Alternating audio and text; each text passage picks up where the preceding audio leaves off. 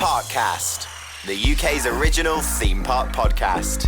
Welcome back to Parkcast Park fans. We are your podcast for theme park fans, and we're here every week. Well, I try to be here every week with your daily dose, or weekly dose, probably is a better way of saying it, of theme park chat. I'm Bex, and you'll be pleased to hear, in inverted commas, I've got the two remaining musketeers back with me this week. Always a popular episode of Parkcast when you two join me, I do have to say. We've got Glenn Robertson, also known as the Notable Stranger. Hello. Our favourite non-theme park fan who appears on the podcast. And we've got Alex Brindley, live from the Isle of Man. Good morning, how are we all? Oh, excellent. Yeah, it's been a while since you were on, not really. We were back together for the Evictus launch just a few weeks ago, but we had so much fun on that episode, and I had so many people message me to say what a fun episode it was, that I thought I'd get the band back together for this one, and I thought you'd have some interesting inputs on it. We are going to be talking about controversial or unpopular theme park opinions that we have. Now, I pushed this out on Instagram, and I have some of your opinions, which we're going to share and discuss with the rest of the class. So if you did send one in, beware. You might be about to be ripped apart. We'll try and be nice, always. I also just want to start this episode by saying thank you very much to anyone who nominated me for the Theme Park Awards, which I have been shortlisted for this week. Yay! It was a big shock when that came out this week. I absolutely, genuinely was not expecting to be nominated in any way whatsoever. So thank you to anyone who did. And I'm sure it was you who are listening who did. I can't imagine anyone on TikTok did. Thank you. Or was it Alex, that they were kind of voting for us as a kind of out through the door? Yeah, that's a good point, because we weren't an option, you see. So maybe we're the Trojan horses that allowed her in. That's the way it works. Well, yeah, there you go. There you go. If I win, which I inevitably won't, looking at the shortlist, I will thank you both in my acceptance speech. Well, we're not voting for anybody else, and we have multiple email addresses, so we're... And that doesn't sound in any way doing nothing dodgy. else for weeks, just literally click, another email address, yeah. Notable Stranger 2, Notable Stranger 3. There'll be a steward's investigation. That's what VPNs are for. We can be registered in Albania, it's fine. Well, just so everyone is clear, the voting isn't open yet. I believe it opens on the 20th of July. And if at that point you would like to cast a vote for your favourite theme park podcast, I will, of course, be very grateful. But I'm not going to keep mentioning it. I might just mention it at the end of every episode from now until then. But thank you once again. Just thank you very much for thinking of me. It's very nice of you. But on to more controversial things. Unpopular theme park opinions. We did one of these episodes last year. It was a lot of fun. And I'm going to start with some of yours that were sent in. I'm going to start with this one from Neil Fish. Not sure if that's his surname or a username, but we'll go with it. I hate the overhaul of Nemesis Reborn. The original theming was far better. Ooh. Now. Ooh. I would say that I think the new theming is better. I think in terms of the design and what they've done with the paintwork on the track, and I mean the original theming was stunning. Don't get me wrong, but I think they have lifted the theming in terms of the ride experience. B&M aren't really at the top of their game at the moment. It's rattly. To be honest, it's a bit of a headbang. It's gone down the Infusion road a bit, really. So, in terms of the theming, I disagree with him. In terms of the ride experience, I don't think that's been an upgrade. And now I appreciate, Glenn, you probably have not ridden Nemesis since about 1994. Have you ever actually? Yeah. As I keep saying on this podcast, last time I was at Alton Towers was Oblivion was brand new, just out the box. Yeah. So that's the next trip. Then we've got to take Glenn back to Oblivion. We'll put you on the Bluey ride. You'll love that. If we take Glenn to Alton Towers, he's booking that VIP package. You know that, where they put you straight on the front of the train. There's no other way he's going to experience that. You just have to give me the microphone, because you will be, unless you're all stumping up for the ticket. I don't know, but I remember it being silky smooth. It was. And this... so they've redone it and made it worse. Well, How's that work? This is the thing. So it was silky smooth, and B&M coasters were renowned for being silky smooth for many years. And then it obviously got to, 30 years old, and it wasn't quite as smooth as it was. And I think there was a discussion about whether the whole thing would be removed, which thank goodness that didn't happen. But instead it was decided it would get retracked, which should reset it to its silky smooth glass feeling. And at that time they also kind of not rethemed it, but reimagined it slightly. So the track has gone black and red rather than the old I've seen kind the of photographs. Yeah. And they've kind of lent into the phalanx story of the Forbidden Valley a bit more. There's now a very iconic eye which kind of follows the train around as it passes it, which is quite clever, and I really like that. But yes, the retrack itself didn't probably go as well as everyone would have hoped for. B&M have now just recently sacked their metal supplier, which may be related to their recent problems, or maybe not, maybe totally just a coincidence. But I think this particular point is specifically about the theming rather than the retrack, which is interesting. So they preferred the original kind of paper mache Nemesis monster. I do remember that. I mean, it's a John Wardley classic. And it opened, let's not forget, in 1994, and there was nothing like that in the UK. There was no ride with that level of theming. No ride had been dug into a big hole like that. So it was very different. So yeah, the black and red theming doesn't offend me. I think it's fine. I like the eye.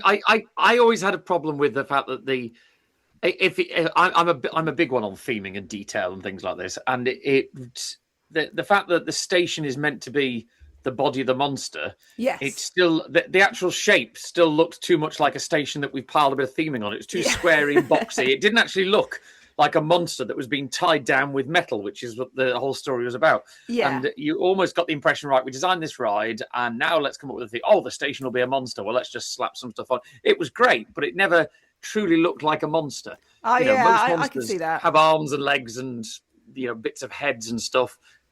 So I don't think the new theming improves on that in any way. I think the eye is iconic. I think that's really quite great. Good. That was it.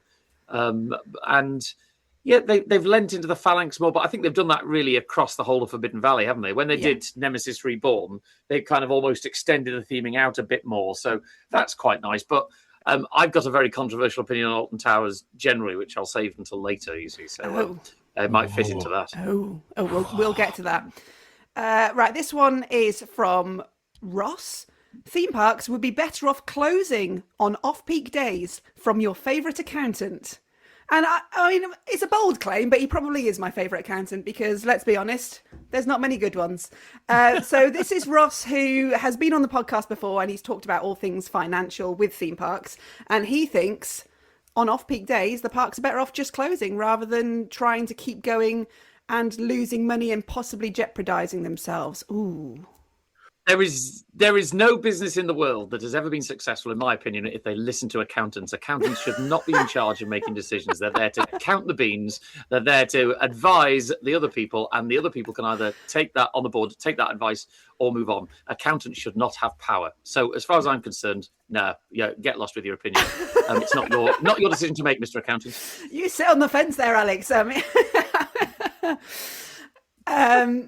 Yeah, well, Glenn, what do you think? It's a staff retention thing more than anything. You can't. People always complain about 0 hours contracts and everything else, and then if you say, "Oh, sorry, love, you're not working," or no, you won't say, "Love," you'd be straight into HR. Sorry, colleague, that you're not working next Tuesday and Wednesday because it looks like it's going to rain. You can't. People have mortgages to pay for and everything else. You can't. Unless they do some weird thing of everybody's on a yearly wage and make up the days, but that's again confusing. So it's an infrastructure thing more than anything. Yes, it makes perfect sense. Just sod it, we won't open today, but it's perishable goods and things like that you have to pre-order, and then you just chucking it away and it gets expensive, and then the accountant shouts at you for the wastage, and so Yeah, Ross. Don't you feel though Never happy. that accountants will always look at something and they'll go, "This makes money. Let's only do this. This isn't making as much money," and you cut it away. And it's a bit like an argument of a theme park only having the biggest roller coasters and offering, and no small sideshows, and no small rides for kids and everything else because they're not as popular. Yeah. That actually the visitor, the guest, the person that the accountant will never get out of her office and look up from a spreadsheet towards. You can tell my love for accountants here, can't you? They going don't for an take audit into or something account- at the moment. No, but I've got a hospital appointment. They're equally as pleasurable. They don't look at the whole package, and actually, there's a lot of times when you have to almost be a loss leader in order to ensure that you get your big return here. And people who look on finances will just say, let's get rid of this, not realizing that the shoulder period and the off-peak period will slowly but surely over time reduce this. So you're managing decline. But it's always very short-term economics. And as Glenn says, if you've got staff that you're having to pay for argument's sake, 7 days a week, and you're only opening 4 days a week, and 3 of those days, okay, you might be just about breaking even or making a loss. Well, you'll be making a lot more thumper of a loss having to pay staff for doing nothing than the money you were making across the whole 7 days, if that makes sense. Yeah, I mean, it is a tricky one because we do know that there are parks who are absolutely making losses when they're open on Tuesdays and Wednesdays, and there's a couple of hundred people in the park. From a purely selfish point of view, I love It's brilliant. days. Yeah. Oh, yeah. let the sad Aussie work on a 9 to 5 and have to go to school, go on a Saturday. Us carefree people, we can go on a Tuesday. and enjoy minimal queues, which always delights you. Where are we going to in 2 weeks' time? Phantasialand. And what's the price of the tickets for the day we're going? €35. Because they know it's going to be empty. Brilliant. Yeah, I mean, I don't want to see them close, and I think for all those points you've just made, they should stay open. I mean, Ross is a bean counter, and I'm sure he would, if he was here now. I'm sure he's would... very lovely, I should say. I've never met Ross. I'm sure he's very lovely. Hello, Ross. Yes. I do apologise for offending you. It should get a free commercial for his services on the next podcast as a, to make up Russ slagging off his entire industry. But I don't know. If it meant the difference between a park being able to survive and not, if they could find a way to make it work by closing down, is it better to disappoint guests who can't no longer go on a Tuesday or a Wednesday and go, yeah, but we need to do it to survive? But what about so we've pre-booked our Phantasialand tickets many weeks in advance, but what if it didn't get to the minimum number, and then so they send an email out saying, no, sorry. Yeah, that's a whole load of guest pain, isn't it? Yeah, and we've booked apartments and everything else, and car hire and God knows what else. They'll have and to. So it's, yeah, it would have to be set, I think, that the park was shut on Mondays and Tuesdays. In fact, the Six Flags over in Qiddiya, which has got a lot of money behind it, does shut on Mondays and Tuesdays at the moment. It is just not open.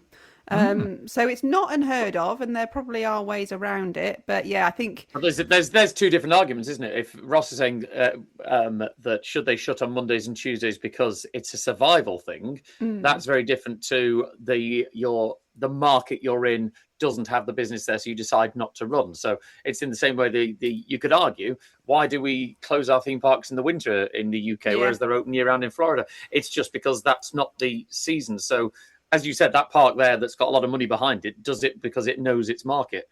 If we're suggesting shutting down on days when it's too quiet for the survival of the business, effectively, once you start cutting services without any long-term investment plan, you are just managing decline. And that's a very different thing than knowing your market. Yeah.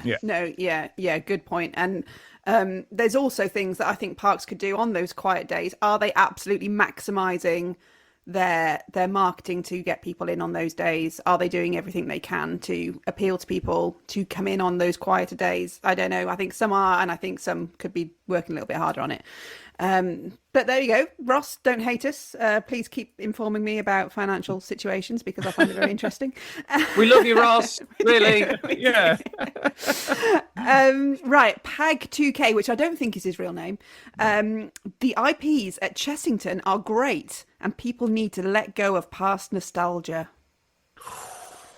Not even at Chessington. Chessington. They So need to get rid of past nostalgia at a lot of places. I think. Okay. Oh, We'll go there.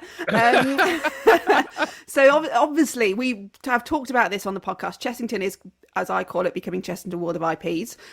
We have had the Paw Patrol land open. We've got Minecraft opening next year. The World of Jumanji has opened, and what we are losing is their classic themed areas, which were known and loved for many years. We still have Transylvania, which is the John Wardley original with vampire in it, but Wild Asia and places like that have now gone, and they've been replaced by brands. So are they a good thing, or are we living in the past by clinging on to what was there? I don't think I am. I don't want to see a theme park that's full of kids' TV shows. No. I just don't want to see it. Have they put new rides in, or just rebranded the old ones? No, they have put new ones in. So the World of Paw Patrol is a whole new. Every ride in there is new. It's a kids area, and it's done very well.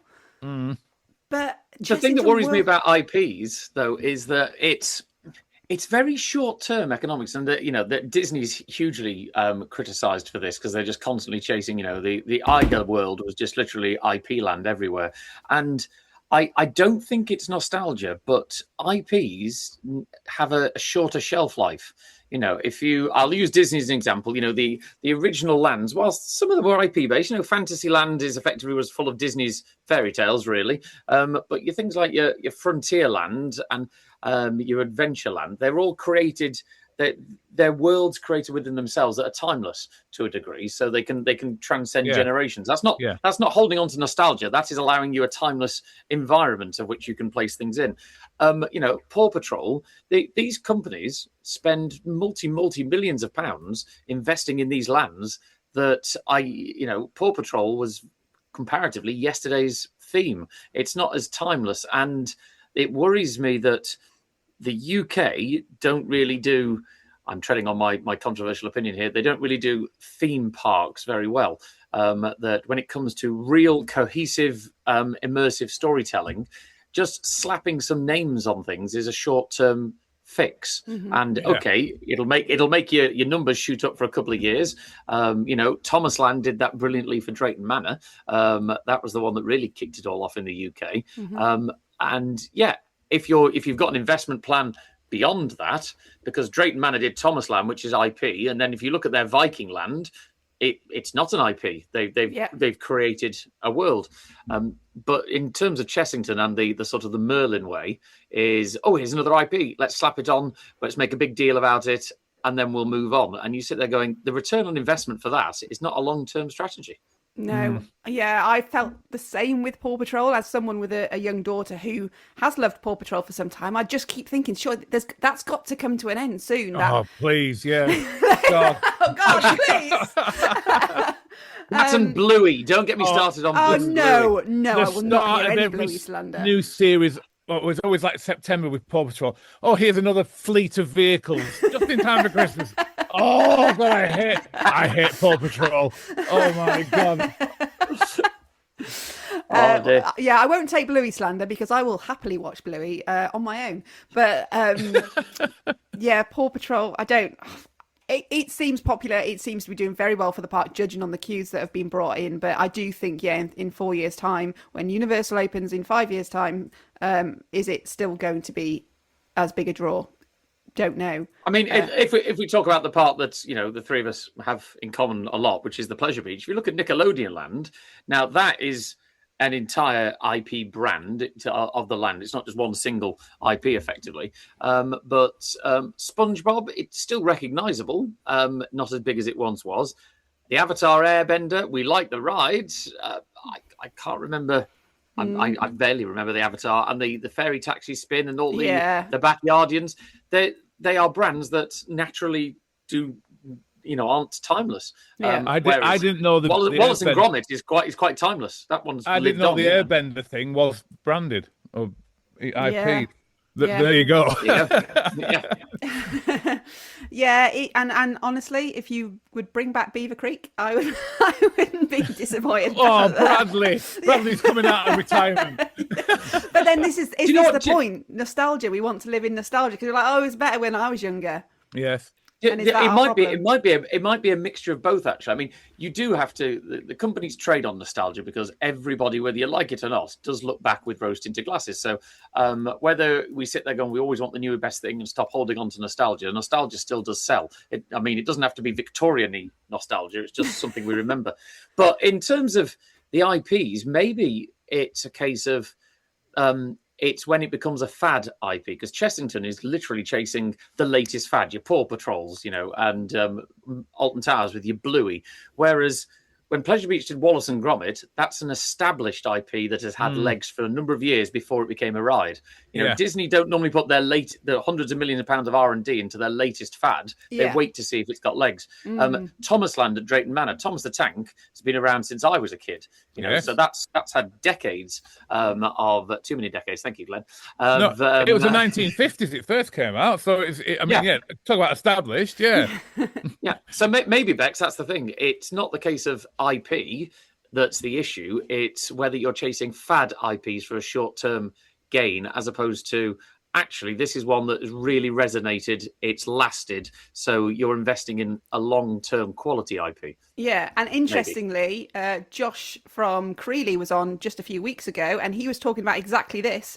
They've obviously got the Sooty Land down there, and he said that was very nearly Bob the Builder World, and it fell through at the last moment, and he couldn't be more delighted that didn't happen, because he said that exactly that would have happened, because the BBC then changed Bob the Builder to this new kind of CGI Bob the Builder. It totally lost all its charm and popularity and fell off a cliff. Whereas they've got the Sooty brand, which is a heritage brand, and well, I mean, we all know Glenn's love for sweep, and that's worked really well for them. So yeah, maybe it is, but it's a tricky thing to get right. And again, I remember Lawrence from Portons coming on and saying when they went for Peppa Pig World, it was a risk to them, and they weren't sure 100% that it was going to survive the test of time, and thankfully for them it did, and obviously the park's gone on to great things. But it was maybe that word that you use is the key. A heritage brand as opposed to just a fad IP or what's the latest greatest thing. If it's a heritage brand, maybe that's the difference between nostalgia, keeping something for the sake of it because it's been there a long time, or if something is a heritage brand, it still has value to people. Maybe that's the difference in the route to take. But from Chessington's point of view, Transylvania is a whole area that is created within itself. It's got its own storyline. It's not just nicking a brand from somewhere and slapping some colours and a sticker on it and claiming, here we go, something new, come and spend lots of cash. Yeah. I think Disney had the problem of being a heritage brand. Our kids, would they even know who Mickey Mouse was to go and get excited to go to Disneyland? They had to buy Star Wars or whatever, the thing, to stay current, because even when I was a kid, when you used to see people children's TV shows, we're going to Disneyland, and I'd watch it as a kid thinking, well, it's cartoon characters I like, I watched from a 3-year-old. So there was always the problem of Disneyland not appealing to me at any age because of this weird obsession they had with a mouse from the 1930s, which wasn't being in production or anything else. So yeah, I mean, trying to appeal to me then with Star Wars is still struggling, but at least they realised their own problem. Yeah. Yeah. So what was your thought on nostalgia when we started this conversation? It's controversial. Well, don't at me, but roller coasters and indeed all theme park rides have a shelf life. They can't be kept going forever and ever and ever. Oh. Let them go. Just let them go. Give me the matches. No! I'll let them go. It'd be lovely. Can you imagine? You could sell tickets for it. Everybody could gather around, and we could have a competition. Who strikes that match? You just don't. I'll tell you what. Come on, Love justify them. that opinion. Go on, justify. Why do they have a shelf life? You can maintain Trigger's broom. You can, But you keep can't maintain maintaining. as many. I'm not naming names, but as many rides, many rides that we all know and have been injured by. They don't. You can't keep them going forever. You need to. What could you possibly do to that ride apart from making it half metal, that would fix it? You can't. It's dying. It's slowly dying. Well, you can, because it depends. It's whether you can repair them, you can keep on maintaining them. It's whether it's economically viable to. Oh, Let's be honest. Ross is back in. I know. Oh, I don't believe in throwing out, nostalgia for nostalgia's sake, just because it's old. Because actually, there has to be a variety. I have to admit, unpopular opinion, I don't rate the lineup at Thorpe Park that much, because it's all very same. It's all steel roller coasters. And I like a variety. I like to go on a silky smooth roller coaster. I like to go on a headbanger. I like to go on a Woody that rattles the hell out of me. I like to go on a Woody that's got Titan track. There's an unpopular one as well. I like I've the been on one of variety. them. And parks should have that. Yeah, they're rather nice. I'm not going to lie. And if you go to Stampeder at Portaventura, you have the mixture of both, getting literally your teeth flung out, and then you go on the nice smooth Titan track halfway around. So surely, if we got rid of the ones that you want to take matches to, Glenn, without mentioning any names, we're removing the variety, and surely that's No, but you could put something that replace. You could put the son of there, so you could still have. I'm not naming. No. You could still have its unique quality of to doing something, racing each other. Yeah. Yes. I know where you're going. What are you possibly talking about? However, you could do the sum up, but keeping that as it is just you're just pouring money down the drain.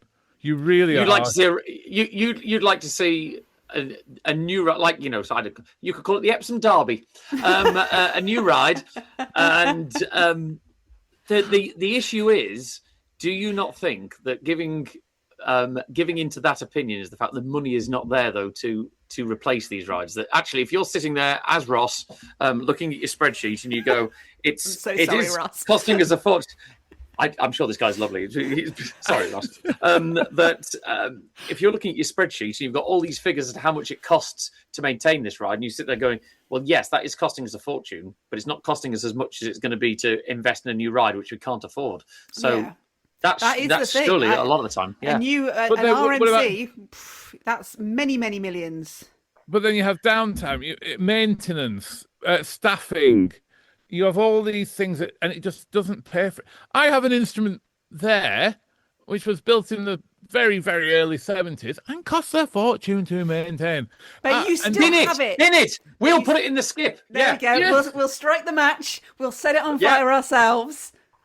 Okay. See? There we go. And there we go. Oh, we found this Achilles heel. But Well done, Beck. we are not. It's not an economical thing. It's more of a. I am its keeper. I do not own it. I am merely its custodian for a certain amount of time. But we could say the same with park management. These things behind me, all around, they're disposable. They can all sod off and just buy a new one. But we could say the same, for a park which may have a heritage roller coaster, that whoever is in management at that time is the custodian of that roller coaster for that moment in time. It's mainly for when people come in and you go, oh, look, you got one of those. Yeah, I have. It doesn't work, but yeah, it does. So, look, they've got one of the last remaining Mobius coasters. It is standing but not operating. And that is one thing we don't want. I'll give you that. If it came to it, that we could have it stood there like a museum piece, or we could have it replaced by something that worked. I'd rather it was replaced by something that worked. I don't want to ever see it standing and not operating. The issue is standing but not operating is the theme park. It makes it sound as if we're looking after it like a museum piece. It's not. It's the theme park equivalent of a building being left to fall down and go derelict. Is what standing not operating normally is. Should they be allowed to be listed or graded or whatever? I don't think roller coasters should be listed personally. No, I think it creates more problems Thank for the you. park? I would say yes, but understand my reasoning, which is that it's only the same as buildings. That the listing process, if we step out of the theme park world, but the listing, or it's called registering on the Isle of Man, just to be different, obviously. Different, yeah. And the listing process is there to protect what people consider of heritage value for a future generation that was not there at the time. So it's meant to preserve that element of historical importance in reality. And interestingly enough, on the Isle of Man, they passed a law 2 years ago now. You can't deregister anything. Once it's registered, that's it. And you don't need owner's permission to do it. So whilst you say there, Bex, maybe it creates too many problems. It's only the same as someone who's got a registered building. If someone slaps the government slaps registration or listing on a building, you as the owner, it's almost tough. You've got to sort it out. And it's only really if it has got historical value. I don't necessarily think that all roller coasters should be listed, but I think that some are of significant historical value. Controversially or not, the big one in Blackpool, you could argue, tallest and fastest and steepest in the world when it was built, it was quite a significant historical value. And now, whether that should be listed, whether that should be protected, would that cause any more problems? That's an argument to have another day. But you can't just list everything because it's old. I think it's got to have a significance. That's all. Yeah. Yes. Yeah. Well, I'm sure if you're listening to this, you will have some opinions on that one. And there's no right or wrong answer. Let's be honest. There isn't. So go at me. My opinion. Now, Alex, you just mentioned you don't particularly rate the lineup at Thorpe Park. This is from Marcus, who was a finalist on the Great British Sewing Bee. I do have an eclectic range of followers. So, hi, Marcus. Swarm is the best coaster at Thorpe Park. I would agree. I haven't, admittedly, I've not ridden Hyperia yet, and it's a Mac, so Mac coasters are normally excellent. But last time I went there, I'd agree. I thought Swarm was excellent. It made my wife incredibly sick, and we had to go on the blue fish ride or whatever it's called afterwards because she wouldn't go on anything else. Flying fish, that's it, yeah. But I think Swarm's an excellent ride. It does suffer the Merlin issue of it's too short. There's something about Merlin rides that is a case of a bit like Oblivion. There's a drop. Oh, that's it. It's over. They don't really give you value. So why is there always a 90-minute queue for them then? If they're so short. Thorpe Park. Well, welcome to Merlin. But also it's also you can't get the throughput on a short ride because what it's like, Glenn. They work on block sections. Yep. Yes. And you can't get enough people on it. But it is a good ride, but it's just not long enough. Yeah, I think I would agree as well. Actually, I really like B&M wing coasters. I really like Phoenix at Toverland as well. And I have ridden Hyperia, and I think I still would agree, actually, that I prefer Swarm. I don't know what it is about Hyperia. I think it suffered with overhyping for me. I couldn't get there for quite a few months after it opened. And when I did get on it, I was very hyped for it. And I did just come off feeling a bit, was that it? It didn't give me the forces that I was expecting to feel. I'd heard about people greying out and it being so forceful, and I just didn't get any of that at all. I really came off it thinking, was that it?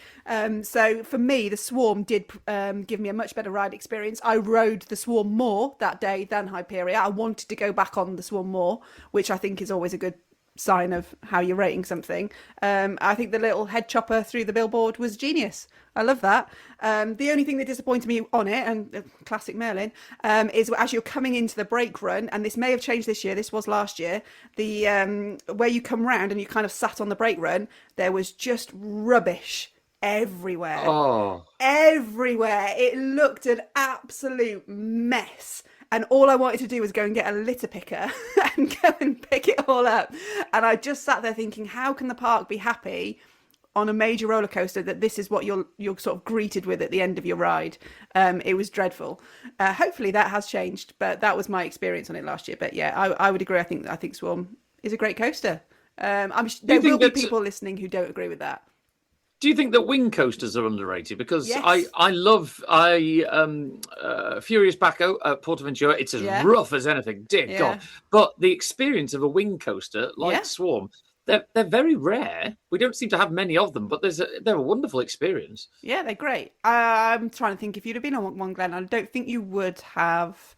But yeah, basically you sit either side of the track. You're like straddled over the track, so you're where you are sat. You're very free. You don't have anything. Oh yeah, I under get your it. feet. Yeah.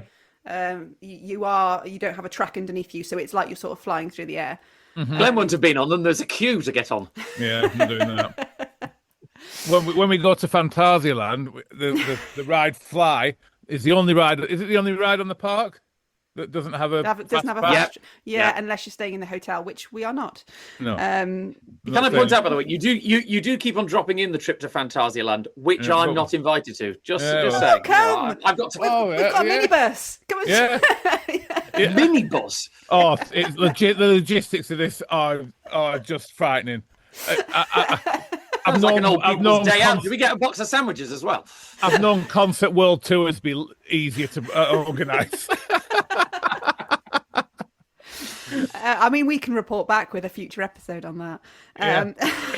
And then you can sit at the bottom being all looking confused while we're just talking about what we did. I get that a lot. Right, moving on. Disney Mark's been in touch.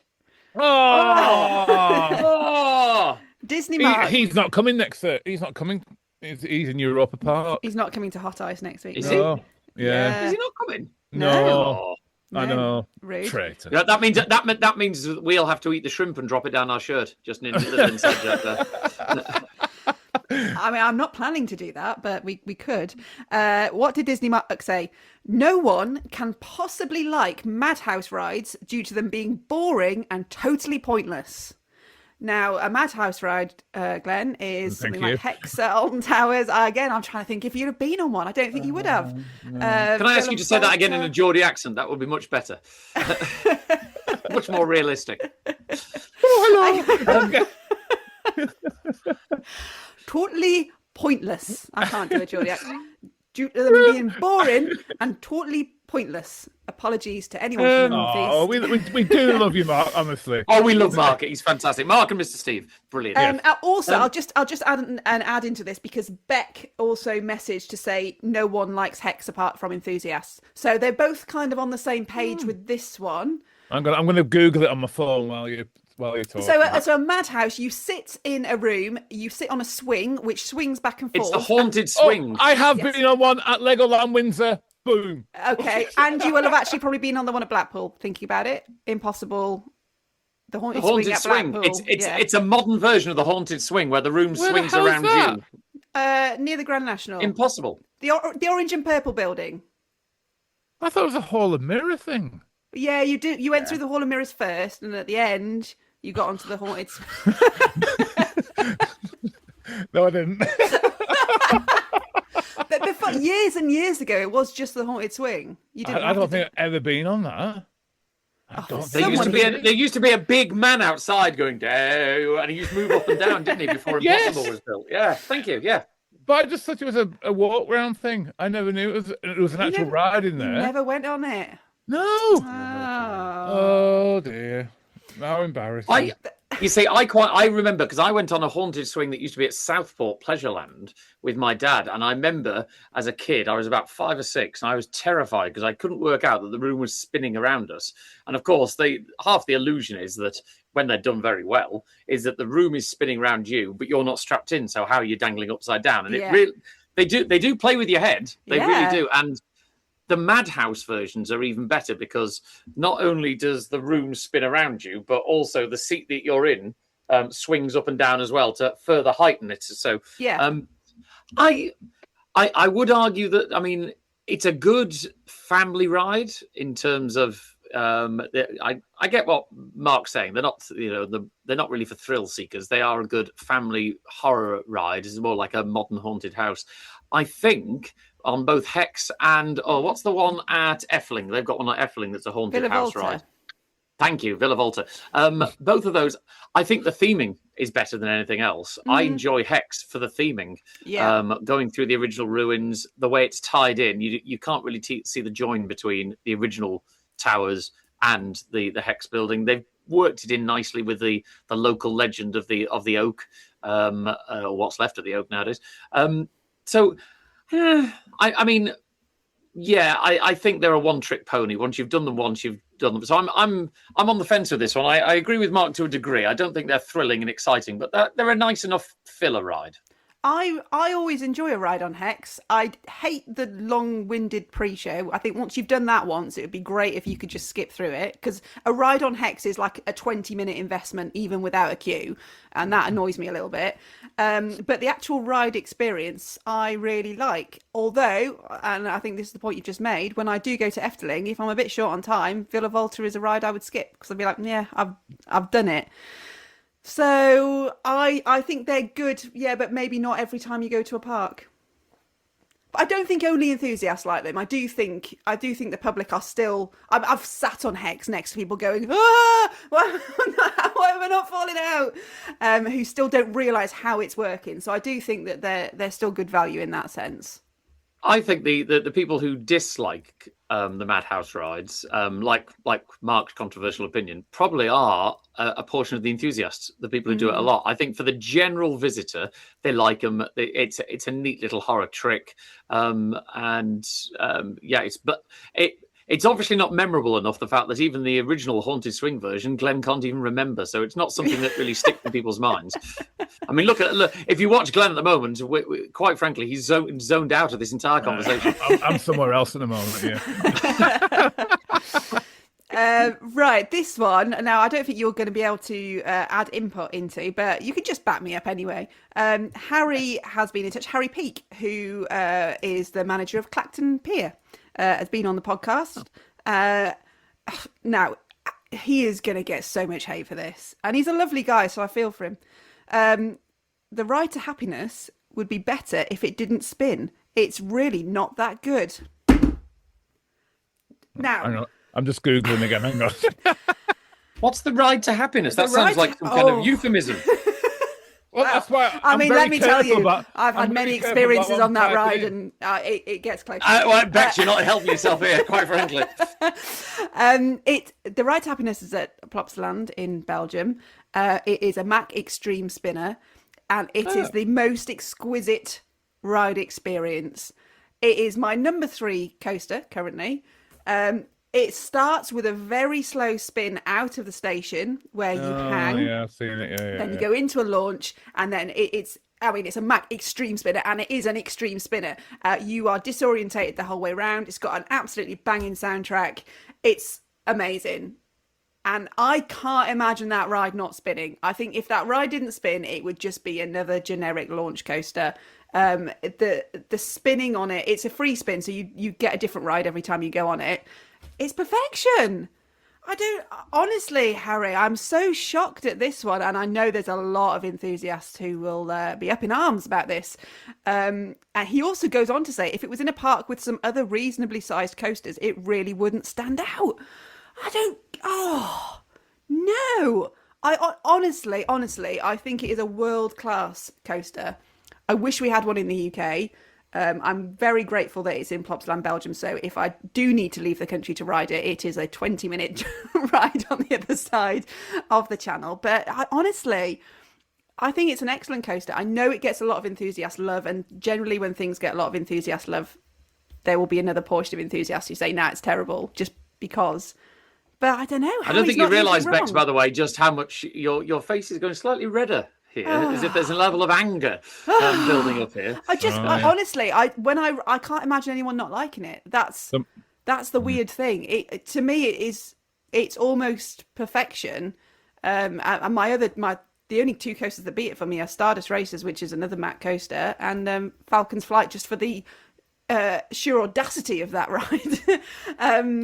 So yeah, I think I feel I'm going to support him slightly here. I don't like spinning coasters. You don't like anything that spins, do you? No, they're like waltzers on a track. And quite frankly, they're just designed to make you sick. I just don't see the point. I want the thrill and the adrenaline. I want to be able to see where I'm going, and the ducking, the diving, and everything else with coasters. I do not want to just have an entire blur and then get off and bring my breakfast back up. The only spinning coaster that I've been on that I found was fun and I didn't feel sick one, is just the Spinball Whizzer at Towers, and that's an okay spinning coaster. I wouldn't write home about it, but so I've not been on this one, but I might agree with him. I would say, Alex, I would say your opinion doesn't matter because you've not been on it. No. What I'm going to say is, I would strongly suggest on your next trip overseas, which I know includes coming to the UK, but on your next trip overseas, you make a stop off at Plopsaland, Belgium. I think you would love the park. I think. Look, you don't like spinning coasters, you might not love Ride to Happiness, but it is a great coaster and it's a great park. And for the kids of the age of your kids, they will love it. It's a perfect family park. There's loads to do there. It's super easy to get to. I always say, if you're going to visit one park in Europe, you've never been to a theme park in Europe before, just go there first because it's so easy to get to. It's got Glenn, that's where you're taking me next by the sound of it. Yeah, it sounds like. Yeah. get the minibus back out. Yeah. It's got a great Woody. It's got Anubis, which is a great little nippy Gerstlauer launch coaster. Loads of family rides as well. It's a really, really nice park and one I always recommend. If it's got a great Woody, I can't take Glenn. He'll be there with the matches. It's a new one, so it's a GCI. I'm all right with it. Right, I am conscious of how much time we've spent on this, but Alex, you've not given us your controversial opinion yet. My controversial opinion is I don't believe that the UK has any true theme parks, and I think Alton Towers is the worst example of it. Well, because, and I will explain. I think you better. Back to my earlier point about IPs. A theme park, as opposed to, it's like Blackpool Pleasure Beach. I know some people call it a theme park. It's an amusement park with themed rides. They're done very, very well. But a theme park should immerse you in a theme. You should be able to feel when you're in there that you have been transported to another world, okay, to within a degree. And the UK plays lip service to it. And I accept the UK does not have the same budgets to play with as, like Disney and Universal, although we'll see down the line on that one. But you go to Alton Towers. Alton Towers isn't a theme park. It's a stately home that's had some rides built in it, in its grounds. Towers Street is a load of admin offices and a shop on the left. It doesn't. You don't feel that you're transported into a Victorian-esque shopping street like Main Street USA.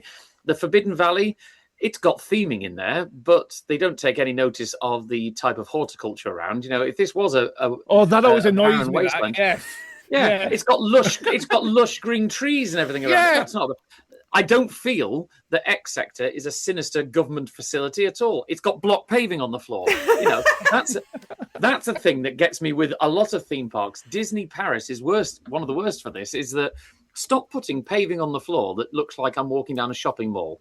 If I'm in a government sinister facility or if I'm in a Western land, like, the Hotel Cheyenne or something like this, I want, the floor to have actually had some thought and design gone into it that makes me feel like at Portaventura in the Hotel Gold River, where there is a wooden stand where horses are meant to have been tied up, they will see horse footprints in the concrete. They've gone to that level of detail. The UK has nothing like that. It pays lip service to themes.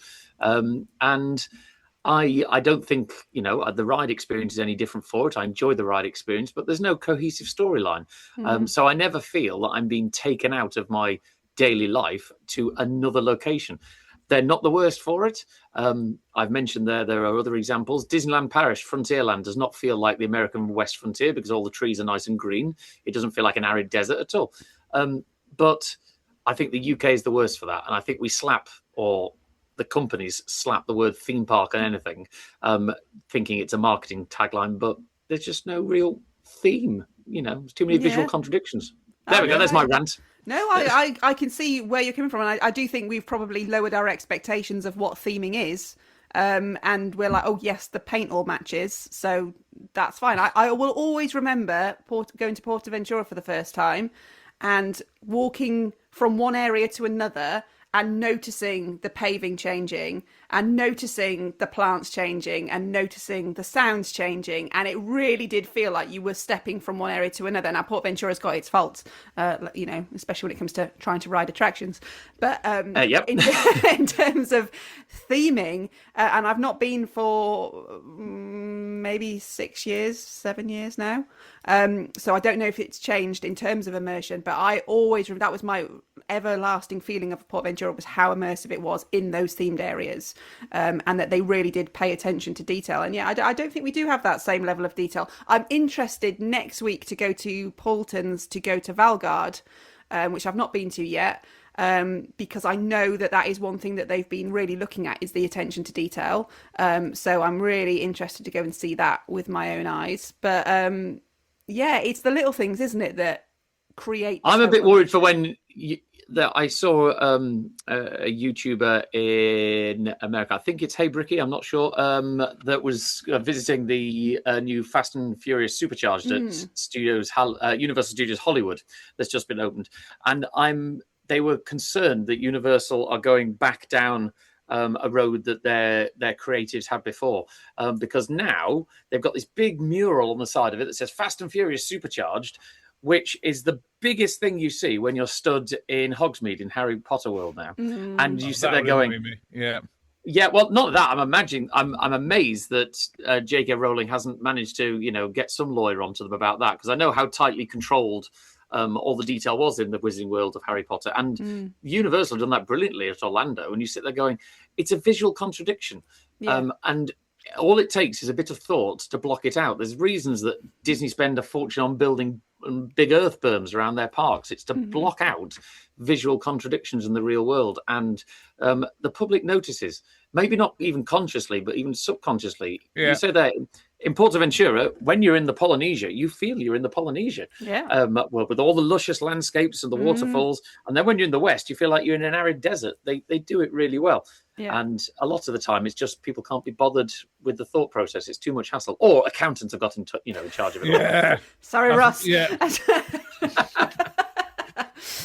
Right, I'm just going to finish on one final one, because you'll like this one, Glenn. Hyperia, this is from Adventure Times. Hyperia is not the best coaster in the UK. Icon is way better. Oh, yes. Oh, yes. My baby. I hand-built that. Do you not know? You do take a lot of credit for it, but I mean, in some ways, rightly so. I mean, clearly it's got the better soundtrack. Obviously. Yes. I haven't heard the other one, but I don't need to. Some people have said that Evictus sounds like the Hyperia soundtrack, and I was like, no.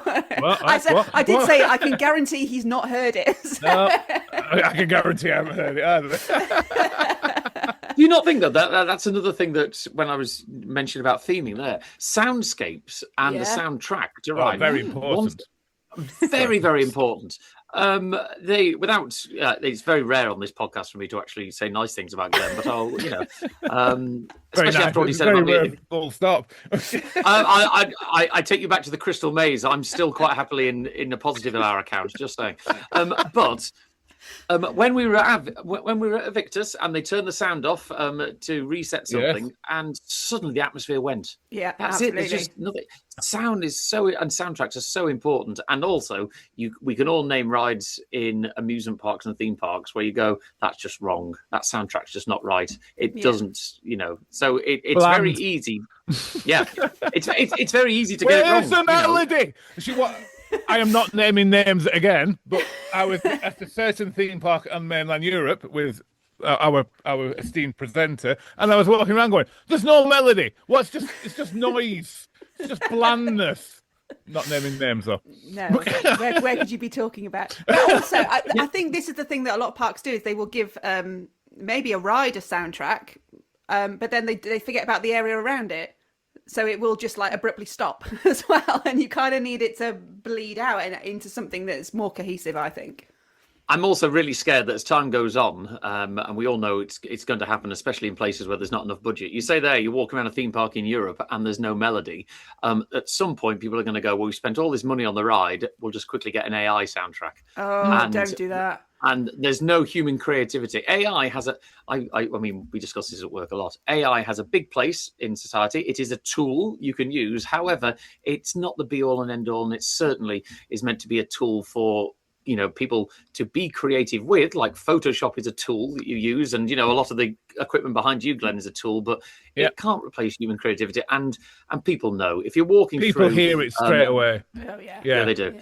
If you're walking through a ride area and there's just AI blandness playing, you sit there and go, it doesn't lift it at all. Whereas when you approach a Victus, my God, that the sound hits you as much as the visual spectacle. So fingers crossed the world doesn't go that way.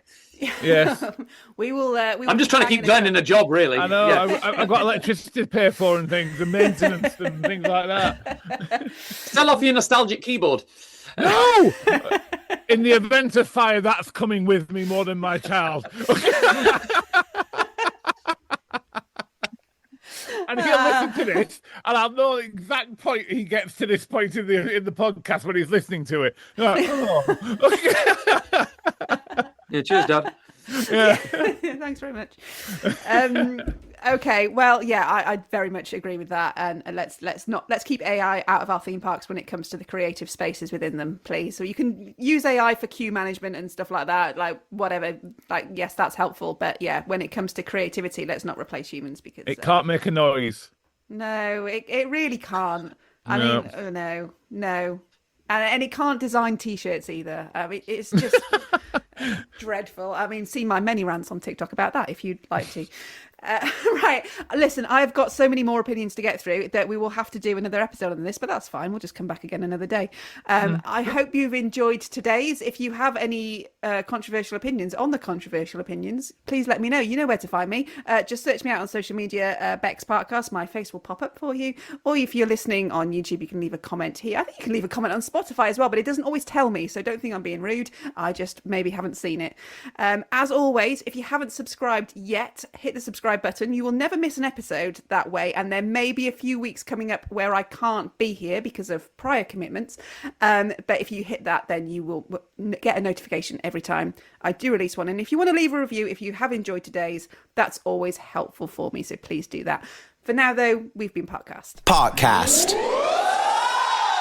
The UK's original theme park podcast.